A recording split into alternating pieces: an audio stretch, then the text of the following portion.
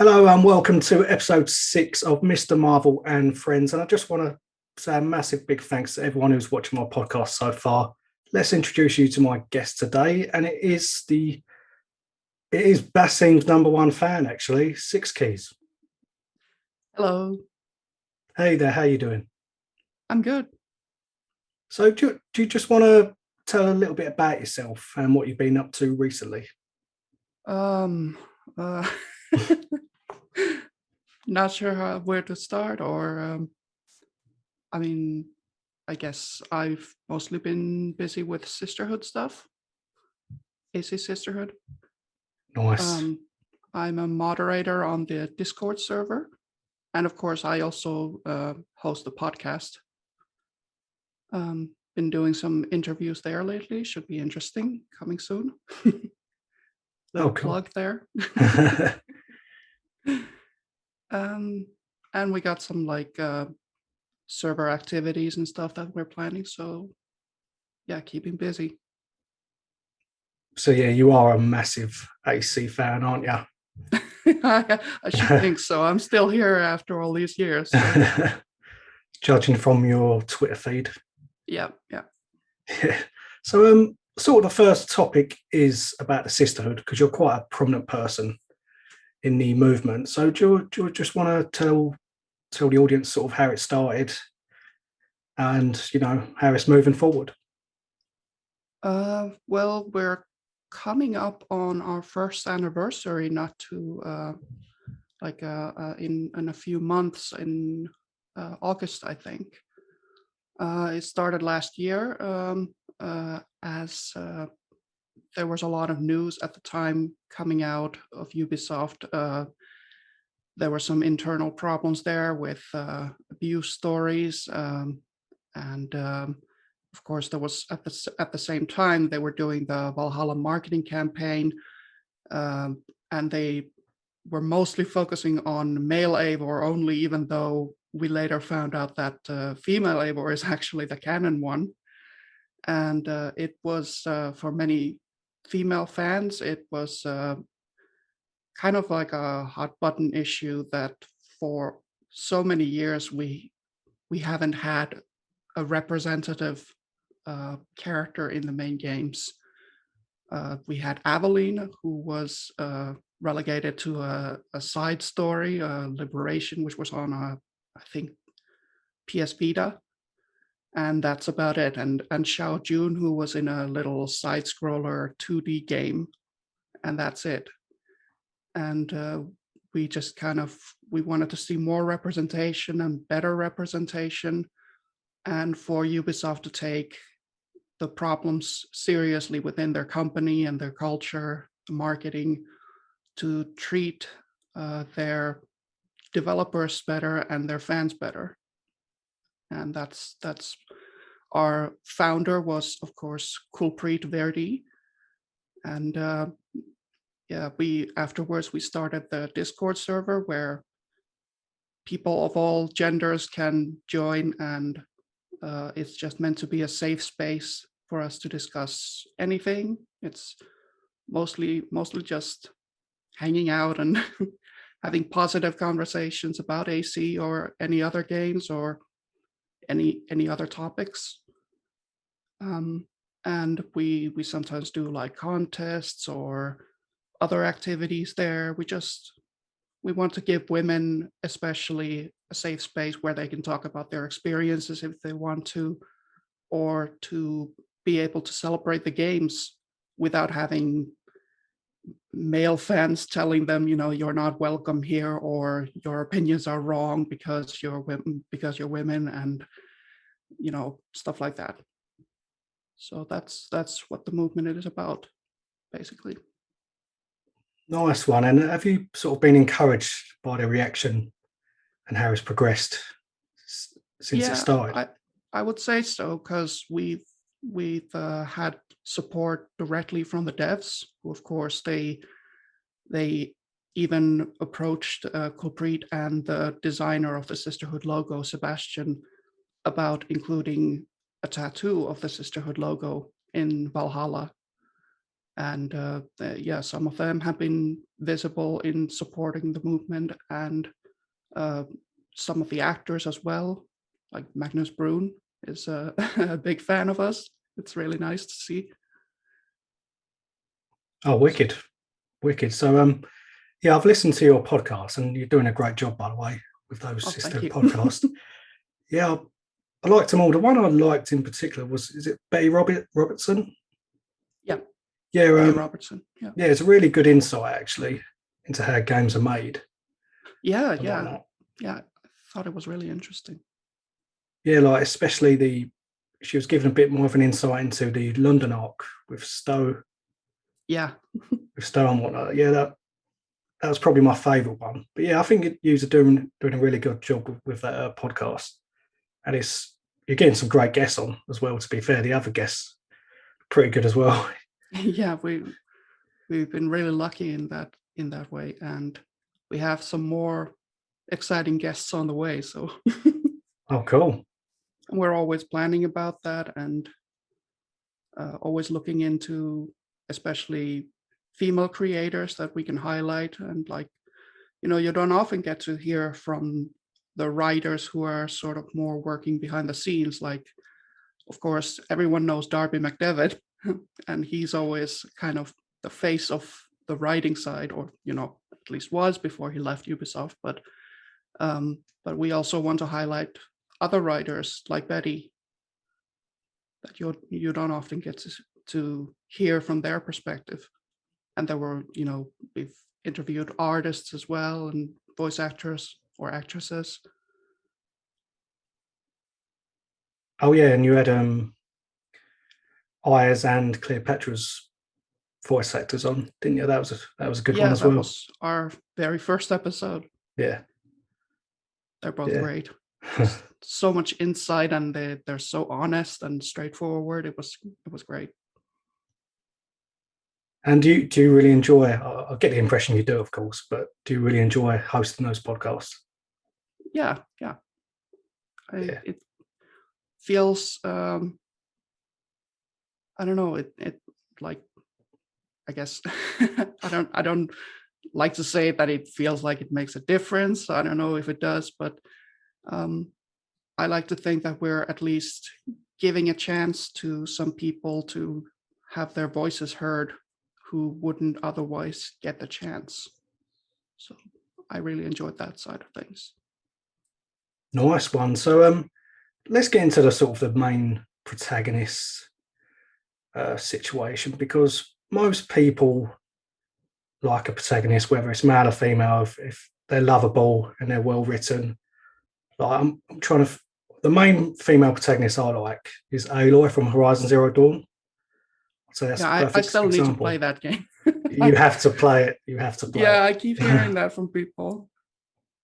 Make that number one on your list, I would say. I But probably should. but she's such a lovable character. She's like quick-witted, like brave. She doesn't take any crap basically, and and everyone loves her. So you're looking at that model and you're thinking, how comes Ubisoft haven't done that yet? Like a solo female protagonist. Yeah, like I love that we have had some great female protagonists like Evie Fry and of course Aveline, um, and Eivor now, Cassandra. But the last two are, of course, and Evie as well. They're basically choices. Like in Syndicate, you sometimes get to switch to Evie, but it's mostly Jacob's game. And of course, the marketing in the RPG games has been mainly focused on the male protagonists. It's They kind of seem to forget that the female option even exists. So a lot of people have been crying out for a single female protagonist, like we used to have single male protagonists. It would be nice to see that now, even though some people, they dislike the idea of taking choice away once they've gotten it. They would prefer to have that choice between male and female in every game going forward. But I don't know. I still think there's we should have our chance too. You know, Yeah. we should have someone like Ezio who got 3 games all to himself. Yeah, no, I actually think it's detrimental to the story when there's a choice. There's not one main character. Yeah, they always have Everybody to come plays up with as. some excuse why the animus, allows for a choice this time. Yeah, they're running out of them, aren't they? Yeah. Yeah, like see, the last 2 games. I'm not just saying this, by the way. I did pick Cassandra and female Eivor because they seemed like the cooler characters and they're canon. Yeah. That's why I chose them. It's especially I do think it was clever how Valhalla handled it, which not to get into spoilers, but I thought it was clever the way they came up with basically the excuse why you could have both male and female. But I like the idea that you could have basically a canon mode, which is let the animus choose. So if they have to do it going forward, I would always prefer to have that canon mode. Yeah. Yeah, and I guess choice is good, but because there's been so many games, it is about time just for something different. Yeah, it's nice to have that. Like I would have played Cassandra and Eivor just for the chance to see things from a different perspective. It's just a shame that for them the stories are always the same. Like you don't really get the female perspective the same way you did with Aveline, because Aveline had, of course, like she had to infiltrate into society, being a Black woman who had to she had several roles, literally. Like people would sometimes view her as a slave, like she would dress as a slave and she could fit in because that's what people expected of her. But she could also dress as a noble lady, and it would restrict her movement and her freedom. And those things are something that I think the games should touch on. It shouldn't just be, oh, male or female, it doesn't matter. The story is still the same, because the reality is, of course, that it hasn't always been equal. Women have been treated differently throughout history, and that should be reflected in the gameplay, I think. Yeah.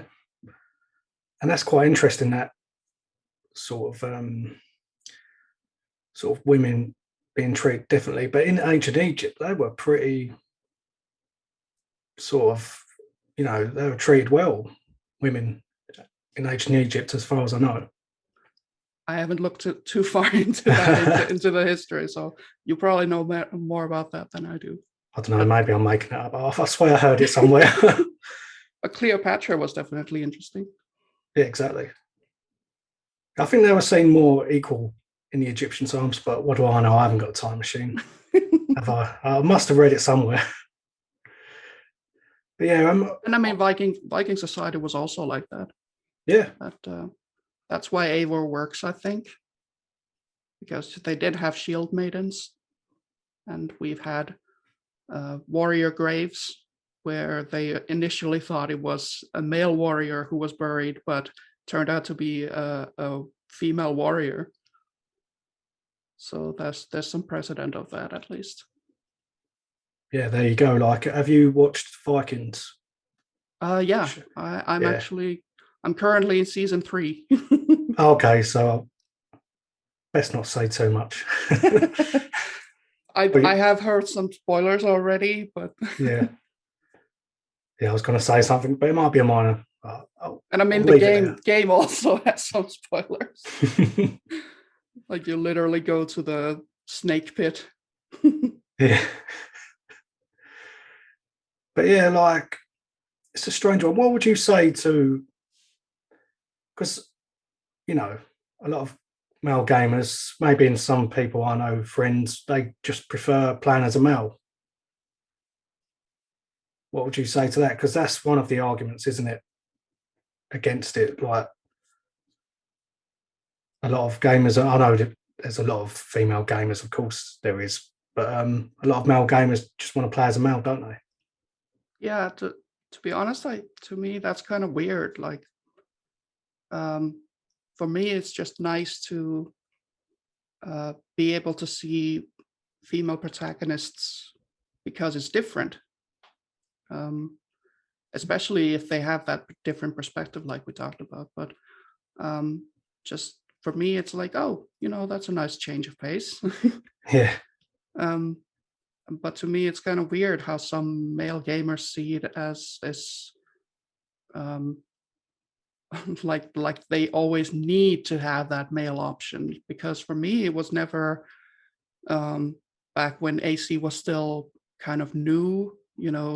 We had Altair and Ezio, and they had several games to themselves, and I was never thinking, oh, why why can't they give us a female option here? I was just like, oh, these are cool characters. But some gamers seem to think that the gender is really important. That's like a tradition that AC has to uphold, which is weird to me. Like, it should be about the character, but since we've now had, like, I don't even know, 10 games with a male protagonist and one female, it kind of does feel like maybe it's time, because it's not like women don't have interesting stories throughout history. You could have like Joan of Arc, for example, or the pirate women that were active around the same time as Edward and his friends. yeah. Well, Mary Read, Yeah, yeah. I'm maybe. still salty Yeah. about that. Mary Read and Bonnie, they were famous pirates, and it would have been great to see them do their own thing. Yeah, I guess they you couldn't have a Black Flag 2 unless you retconned it, Yeah, or you could do their story yeah, while yeah, yeah. You could do during like a Black Flag. DLC or Yeah, some sort of side project. I mean, heck, even transmedia. Make a comic about them. yeah. I guess a lot of people are not a fan of things like that move to transmedia. Yeah, I know yeah. that's the trouble. I would prefer to see those things in games, but yeah, it's even in transmedia, you often tend to get just the popular characters every time. Like, oh, it's more comics about Ezio because he Yeah, didn't have enough time yet. He only got an animated short and a live action short and 3 games and books and everything. yeah, that's true. That's true. So yeah, sort of going back a bit, what are your sort of aims from the sisterhood other than obviously hopefully getting a female solo protagonist? Well, a big one is, of course, asking for better representation at Ubisoft. And that also means better treatment of devs at their company, because there were some horrible stories that we heard last summer coming from the company. And of course, it's hard to tell from the outside whether that's changing or not. Hopefully, they're making some changes, but you never know. But we hope that in our own small way that we can kind of keep the discussion going, that we're not just going, oh, let's just forget about it and never talk about it again. Um, that if we can continue to interview women who make these games, that maybe we can uplift their voices and have their stories heard. Like, some people have asked why we don't, like, bring on people who were abused on our show and have them talk about their experiences. But for us, it's a topic that is, we want people to feel safe to talk about their experiences and that kind of thing.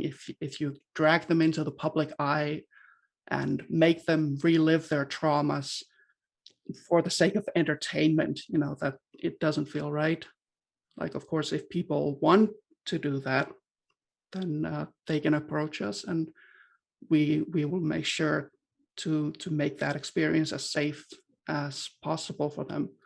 But it's not really our goal is to approach it more from a perspective that women are comfortable with, that they don't invite toxic comments or you know having to relive those memories. We want them to talk about whatever they're comfortable talking about and creating space for them that way. Yeah, that's totally understandable. Going forward again, what if the next game isn't sort of a female protagonist? So Sapphish choice again. Yeah, I'm at this point, I'm expecting it to have choice again. Yeah, I mean, I don't know if they'll ever go back to single protagonist, especially with how popular the new games have been. It's just something that I would like to see. yeah, But for me, it's acceptable as long as there is at least a sense of equal treatment in the marketing. That like when we had Eivor's reveal, it was like only the male protagonist. They Eivor was the female Eivor was only revealed through a collectible and and some pins, and yeah, that's just it was sad. And Eivor, the male Eivor, or Javi, as I like to call him, was just the center of everything, and it was the same with Alexios pretty much. And yeah, I would just like to see them, if they want to make these games all about choice and freedom, then they should treat it as such. yeah, for sure, for sure. So yeah, I think unless there's anything you want to add on the sisterhood, I think we'll move on to the next topic. Is there anything else you want to add on that? Um, Join the sisterhood. There you go. Just a general message to everyone, because you know people, some people may not be comfortable joining the Discord or taking part in our activities, but we do think of it as a movement, not like an exclusive club that you have to become a Mhm. member of. It's you can support our aims even if you don't want to be like officially part of it, part of our group or activities. You can still talk about representation in your own way, and for me that's important, and it's for all genders, that men can participate, or NBs. Nice one. So yeah, I'll put the links in the description for your podcast and whatnot on the sisterhood. And yeah, thanks for talking to me about that. So the next topic, I thought, well, it's more of a question to you. You're a big lover of Basim, of course. Oh God, like Well, I'm what just known as the Basim person now. what do you call him? Basim, isn't it? Yeah, basically, because he's Bay. Yeah, so I thought I'd ask you straight up, why do you love him so much? Hmm. I think he's a really interesting and layered character. Like a lot of people seem to have this, like they're bothered by the fact that they can't figure out if he's a villain or a hero. Yeah, And I like that. I like that. It's because it kind of brought back that shades of gray into the series that used to be a big part of it. I like that we don't know what he's up to or what his plans are exactly. And he's had some shit happen to him in the past.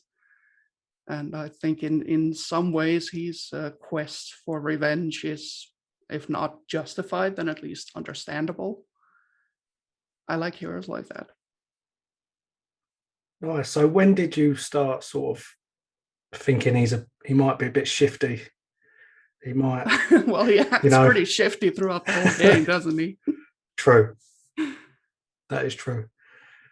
But at first, like when you just see him as an assassin and he's teaching Eivor the sort of the ways, the cloak, and telling Eivor about the Order of the Ancients and stuff.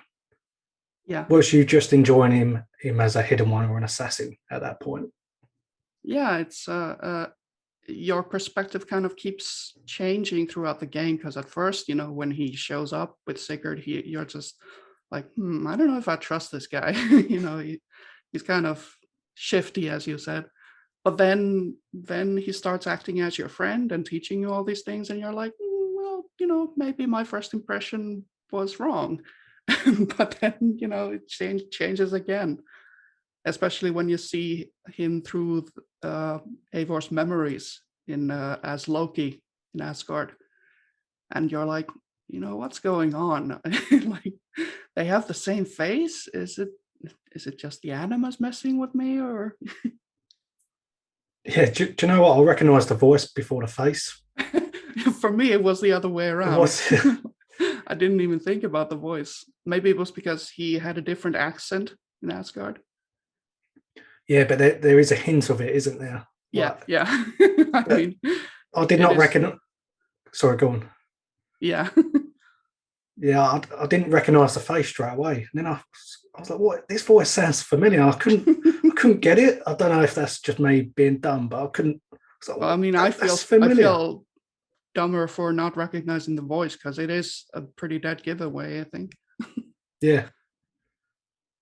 Yeah. And they did try to make him very different looking with that hairdo and like a 5 o'clock shadow and stuff like that.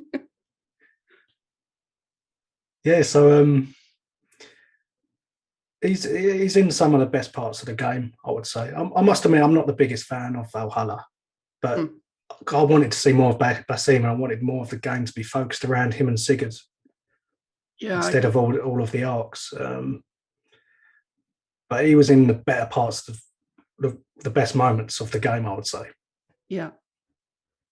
I don't mind the arcs too much. I just like spending time in the game's world.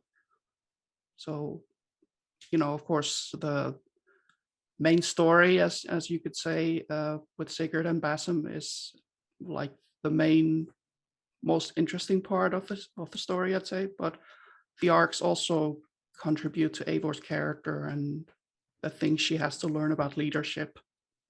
So I don't mind those too much. It's kind of like watching a TV series, like sometimes you get excursions that don't really progress the main story, but they can be fun nonetheless. Yeah, and one of my favorite parts with Basim was, I think, when he was talking to a priest about Christianity. Yeah, that's one of my favorites. Yeah. Because he's basically just toying with him. Yeah. He even says afterwards, like, I'm not done playing with these Christians just yet. Yeah. Yeah, it'd been cool to see more of that. Yeah, definitely. Yeah. I hope they pick that up in the next game, the modern day and everything. Yeah, so that's a question I'd want to ask you, actually. The ending plan, basically. Oh, actually, spoiler alert. I've got to say spoiler alert. I mean, yeah. I nearly. Well, most people would have finished it by now, you would hope. But hey, the ending where you basically play as him. Yeah. What did you make of that? Did you expect it? No, I did not. I thought they were gonna do a fade out when he finds the staff, and he says a new world awaits. And I thought, okay, roll credits. They're gonna pick this up in the next game, or maybe forget about it like they did with Juno. But then the perspective shifts, and I was like, oh my god, this is crazy. This is awesome. Yeah, it was mad, wasn't it? Like, and the bit with next to Eivor's grave. Yeah, that was like, I'm ready to do some damage or well to get my family back, but he was like Yeah. ready to stir some shit basically. Yeah, Yeah. and the possibilities, just like the fact that he says that he wants to get his family back, it implies that his children all survived, which is really interesting. Like what could have happened with them? Because of course, most people I would say probably assume that they all died in Ragnarok, but would be interesting to see, their Isu forms, or maybe they can explore them in other mythology segments. All of his children are really powerful. Of course, he has Fenrir, but also Jörmungandr, the world dragon, and Hel, who is the mistress of hell, basically, Helheim. So I would love to see those designs, whatever their forms may be. Yeah, and he's saying this while he's wearing a t-shirt with a dog in space. It looks like, I don't know. And when I saw that at first, I was like, "What did they do to you?" But then the more I saw of it, the more I thought about it. I was like, "Yeah, I'm totally into this." He is such a nerd. Yeah, he certainly is. And there was a bit where he asked them who's the leader of the assassins, and they said William Miles, and he was like, William Miles. Mhm. So there could be, well, hopefully William Miles will be in one of, well, Siege of Paris probably in the modern day. But I'm guessing they're going to meet him. Is that the impression you got? I mean, you never know. With Juno, I expected them to take that somewhere, and they didn't really. So yeah, I just hope that the writers of the next games will pick up that thread, because there's so many possibilities, and it would just be, I would love to see that meeting of minds between William and Basim. Yeah, same for sure. Because it doesn't look like the Wrath of the Druids. There'll be much modern day in that. Yeah, So Siege of Paris is going to be the one, isn't it? But how much modern day can you sort of shoehorn into the Siege of Paris? I'm not sure. yeah. I don't know if I'm expecting any modern day from the DLCs. I mean, of course, it would be nice. I mean, especially with Odyssey's second DLC, the Atlantis one, took place very much in the modern day, or at least it progressed the modern day story. I would love to see that more, but I'm expecting them to explore more the historical side. Yeah, you could be right, to be fair. I only sort of thought it because it could be the same model as Odyssey, like you say, with Fate of Atlantis. But I still see, want to know what happened to Otto Berg. oh yeah, is there nothing? There's not even an email about that. Because Yeah, there's a deleted file in Layla's computer in the trash can, where it's like she, maybe all of them, maybe Sean and Rebecca were there, maybe not. But there's an interrogation file, and it seems like she didn't want to remember what even happened. So it would be interesting to find that out. yeah, yeah. So anything else you want to add to Basim? Like, what's your favourite moment with Basim? Hmm. There's so many. Yeah, I guess you kind of agreed on the taking the mick out of Christianity's sort of thing. Yeah, I That's like up that there. part, and I like the ending a lot. Um, with the whole fight and everything, and of course modern day. Yeah, I'm going through the game again at the moment, so I'm like still reliving my favorite moments, I guess. Yeah. Still in the process of figuring that out. I'll tell you what bit I like. It's a really short bit where Eivor approaches Sigurd and Basim, and they're just sitting on a log or something. And then Basim's not happy really to see Eivor. He's like, and here's Eivor. And you can tell, like, he rolls his eyes a bit. Yeah, He don't like her presence. I like trying to Yeah. figure out when exactly he realizes, because of course he starts out thinking that Sigurd is the one he's after. Um, But then at some point he must have realized, it's actually Eivor. And I would like to know what moment that was exactly. There is that moment when they're with Fulke, and Eivor kind of has this like, she can also read the symbols, the Isu symbols that Sigurd is reading, and she kind of has this moment like, what is this? What is happening? And Basim kind of just smiles like he's figuring something out, but I don't know if is he smiling because that's the moment he figures it out, or is it more like, oh, it's fine, she doesn't suspect anything, Yeah, it could be both. I think he would have suspected it before that moment, and maybe that moment confirmed it. Maybe. Yeah, but it's also like, you would think that after that moment he would he would shift his attention more towards Eivor, but he still keeps going with Sigurd. So it's interesting. I feel like the moment is after Fulke tortures Sigurd, and then they get him back to the settlement, and he's lost his arm, and Basim is kind of feeling melancholy for some reason, and you can talk to him, and he says he's not really in a partying mood. And I feel like that may be the moment when he realized it's actually Tyr, and of course Tyr was the only one who was nice to his son, so maybe that's why he's feeling a little morose, because he doesn't know where his real target is, and the person he's the person he's been following all this time is actually someone he I don't know if he liked him, but at least someone he had somewhat of a good relationship with. Yeah. I'll tell you what, one bit, there was like an optional dialogue when he was walking around the settlement. I think it's just before you leave to go back to Norway. And like Basim seems proper down. Yeah.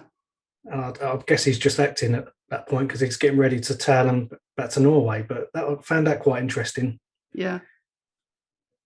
He was sort of like, oh, I just don't want to, I'm paraphrasing here. He was like, oh, I just don't want to talk or Yeah. something like that. Yeah, he probably kind of knows what's about to go down. And how, by the way, did he tail him to Norway? Whose ship? How did he sail there? Yeah, that's a question too, right?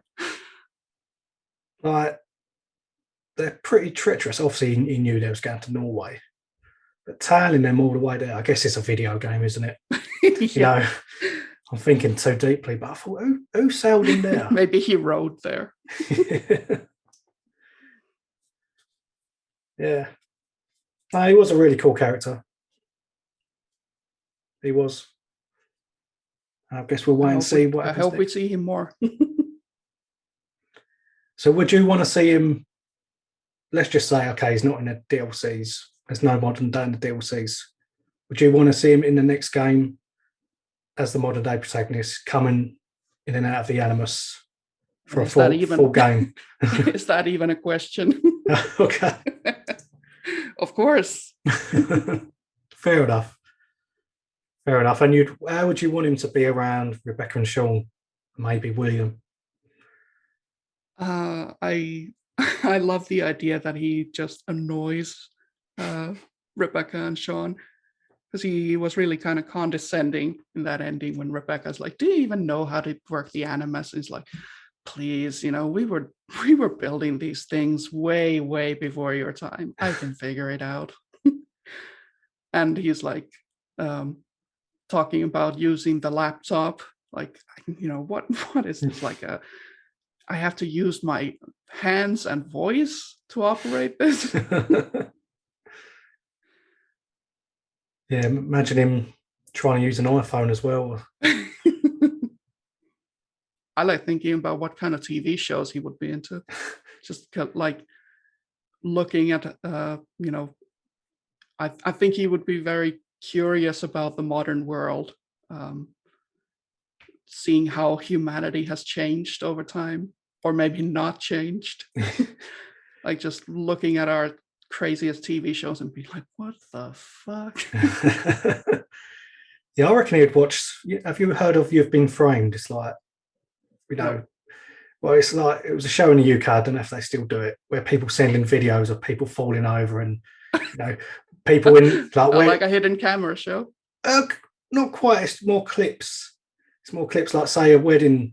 There's a wedding going on. They're having pictures on the end of a pier, and Oh, the right, pier right. Yeah. collapses. That's sort of homemade. Sort of, I can see him watching something like that, and thinking, "What is going on here?" Like Laughing his head off because the Loki was, of course, a trickster, and there was like a story where he tried to make someone laugh by tying a rope, the other end of the rope to a goat and the other to his dick. So he's probably into that kind of humor. yeah, yeah. I reckon he watches all that sort of TV. Well, we Just might find laughing out. at people doing pratfalls and whatnot. And Sean and Rebecca just going like, God, be a little more dignified. You're supposed to be an ESO. He might. Well, I doubt it, but he might end up getting consumed by it. Just the modern world. Yeah. Probably not. I don't know. I like that he does a little dad dance when you turn on the radio. Does like a little head bob, like he's just listening to human music. Oh, I didn't see that because I've done it with Layla. Oh yeah. Yeah, I didn't do it with Basim. Well, they both kind of do it, the head bob. And of course you can talk to a squirrel. What, I what love the bit's that? squirrel. It's so cute. I don't think I've done that either. Yeah, there's a lot of stuff you can interact with as Basim. Is it? I You think just go I. outside and he will comment on things. There's a little squirrel that you can talk to, and he just says, "Hello, little fella." Cool, cool. So you'd want him to be annoying, being a bit of an annoyance to Sean and Rebecca Yeah, sort of just thing. being condescending, being an Isu and all. Because that is quite a cool dynamic to have in Yeah, modern day, actually. like my favorite modern day is in AC Brotherhood, where you just see the team like being friends, but also sometimes getting annoyed with each other, and I love that dynamic. I would love Yeah, to see that again. yeah. Sean and Rebecca are brilliant in that. Yeah, and I mean just Sean alone, like the the the snark would be off the charts.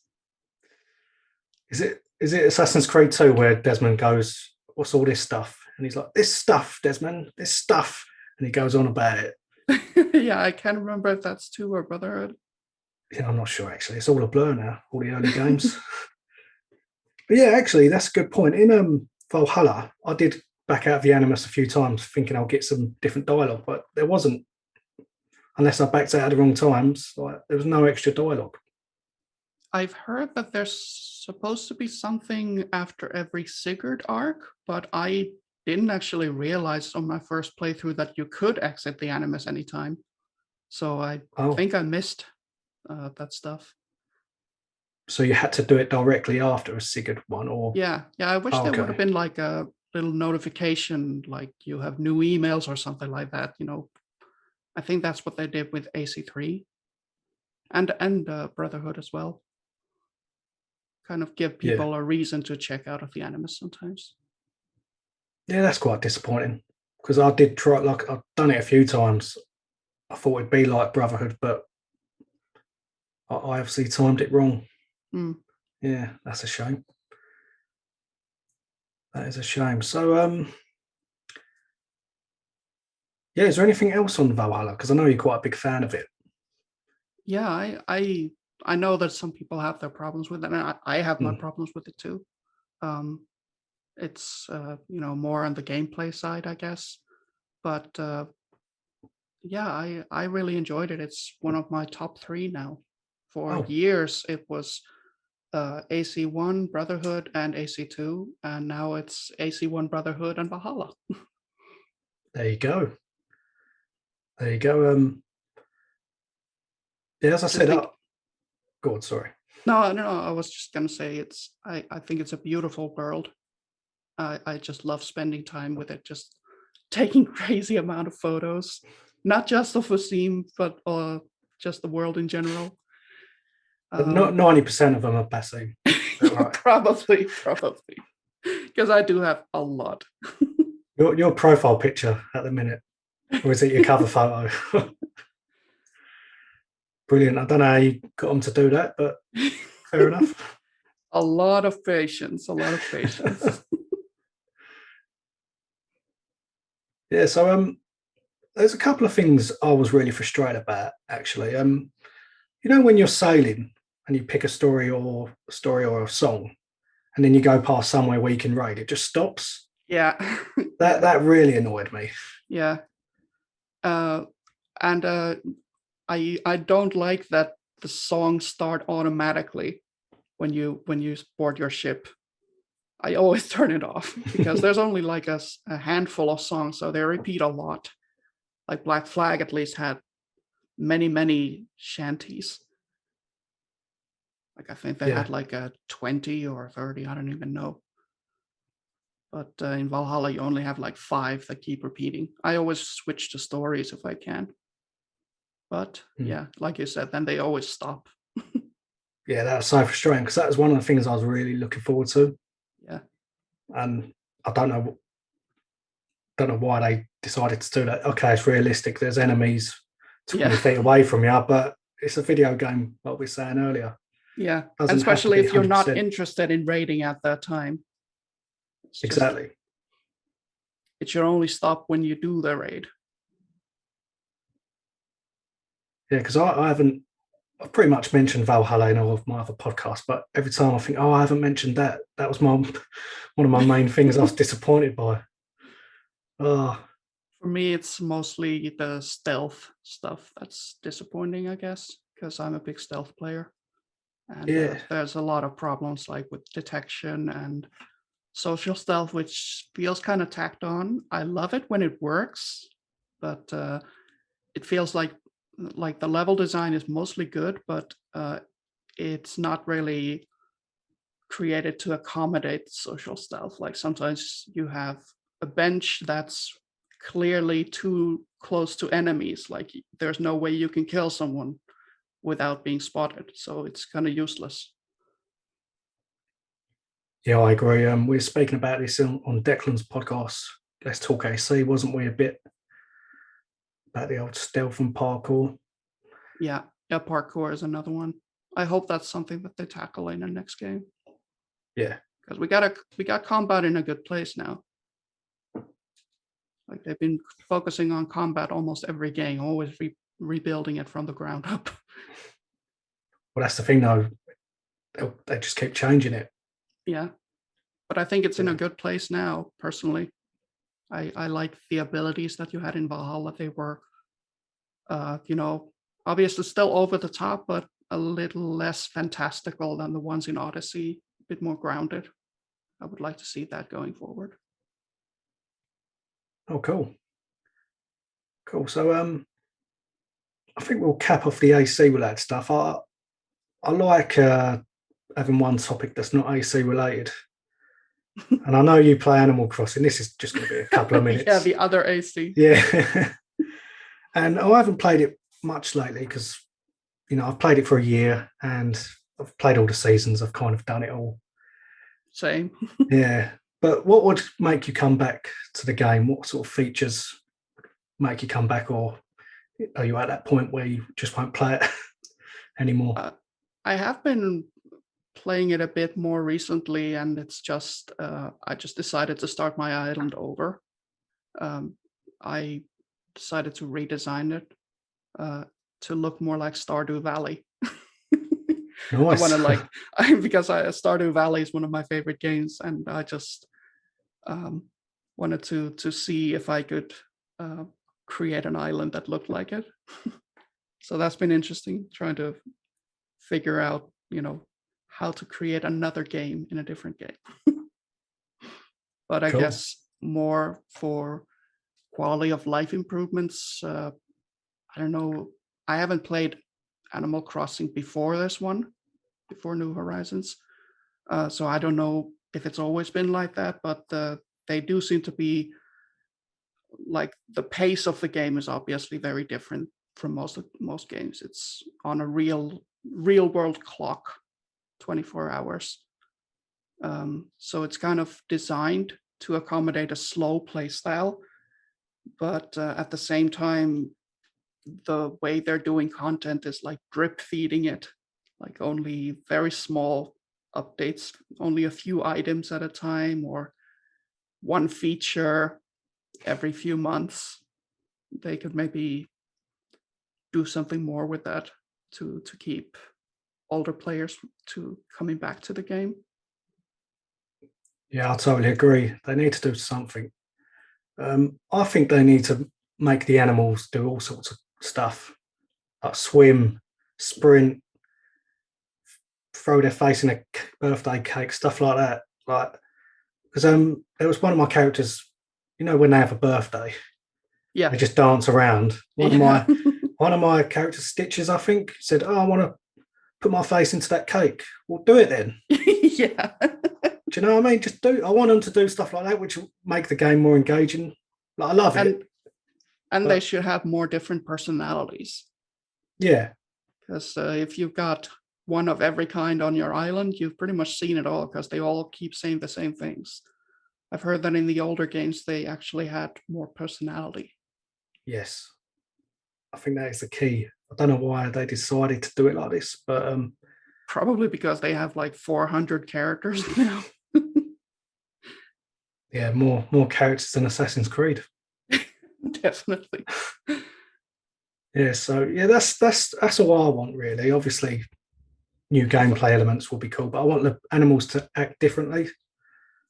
If I could change one thing, like if you just asked me for one thing, I would change the airport because it takes forever to visit someone. True, Like that is always, true. like the entire dialogue. If you wanna, do you want to use a Nipmile ticket? Do you want to go to someone else's island? Like, please let me just fast forward this whole thing. I've done this a million times. Yeah, yeah, I And if totally and get. if you accidentally when you input the dodo code, if you accidentally make a typo, then you have to start the whole process all over again. Like, please just let me fix one letter. Yeah, that is true. How faster can they make it though? Some online games or games with online capabilities, it's just that's how long it takes, isn't it? But I agree. I agree. But yeah, that's what I'd like to see. Animals that just act differently. Yeah. But it'd be a bit weird if your lazy animal sort of starts getting all angry all the Yeah, time. it's like sometimes you see them do things on the island and it's like whether it's a sporty character or a peppy character, they both do like stretches and running around. It's like, why can't they? Like, you can have the peppy character who sings, and the sporty character who does the stretching. Like, they Yeah, just give the same animations to all of them, yeah, regardless of personality. true. And what about swimming? Do you want to see him swim? Yeah, I mean, it would be great if they could. I don't know how difficult it would be to program, obviously. Mm, Um, but yeah, I would like to see them doing different things and engaging with the furniture that we put on the island. I mean, they do yes. like sit on chairs and whatnot, but I don't know. If I make a cafe and there's like coffee on the table, it would be nice to see them drinking. Yes. Maybe they have plans for that sort of stuff, but it is frustrating, like you say, it's just drip fed. Yeah, Yeah. and it's been like, I don't know, 10 years since the last Animal Crossing, so who knows how long it will take for them to keep drip feeding. Every year, like for the next 10 years, we get one small update every few months. Yeah. Yeah. It's not good enough, in my opinion. Yeah, and apparently they used to have like many different kinds of shops and like a place where you could get coffee and stuff like that. It'd be nice to see more buildings. Yeah, for sure. I agree. Well, yeah, I thought we'd have a little chat about that. And it's all fun and games, isn't it? It's Yeah. all fun and games. So, yeah, I think we'll sign off now unless there's anything you want to add on any of the topics? Anything you want to sort of shout out? Support sisterhood. That's all I want to say. Yeah, and of course I'll put all your links to your Twitter and the podcasts in the description, like I said earlier. And yeah, thanks for coming. I really appreciate you coming on, and thank you for inviting me. No worries, and I'd love to have you on again if that's all right.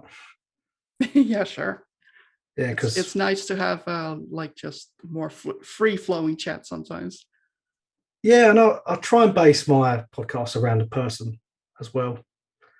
You know, Basim. You know, I had to get Basim in there for you. I mean, I'm always down to talk about Basim. Basim Yeah. cast. But yeah, I think thank you for inviting me. It was great. No worries at all. You're welcome. You are welcome. So, if anyone else wants to come on, just let me know. I've said it a couple of times. I've tweeted it a couple of times, but no one's really replied. So I've had to DM people. You gotta get out there more. Yeah, that's it. Self-promotion, networking. I'll try. Yeah, once again, I appreciate you coming on, Six Keys. And as I say, I'd love to have you on again.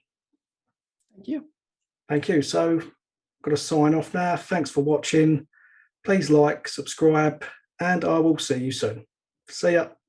Bye.